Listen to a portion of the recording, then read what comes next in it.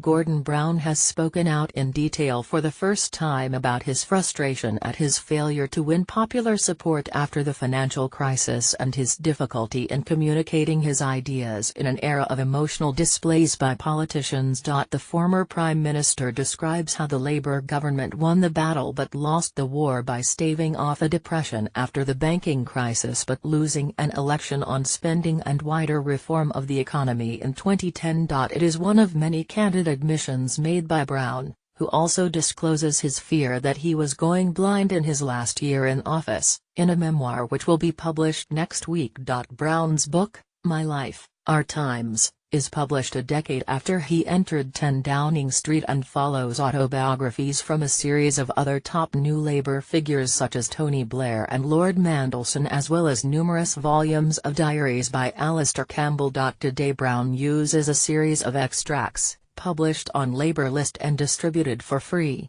to put his side of the story about his 10 years as Chancellor as 3 years as Prime Minister. The bulk of the revelations concern Brown's response to the financial crisis, for which he won wide credit internationally but failed to win sufficient support domestically to see off the threat of David Cameron's revived Conservatives, who then delivered sweeping spending cuts. In the biggest test that I faced, the gravest financial crisis of our lifetimes, our country desperately needed a message of hope. While I did not predict the recession that exploded out of America and infected the world, I did immediately grasp the need to act with unprecedented speed, and our government was the first to push for cooperation among all the leading economies, first to avert a Great Depression, and second, to deliver far-reaching reforms of the financial sector to prevent a future collapse. The former succeeded, but not the latter, Brown writes.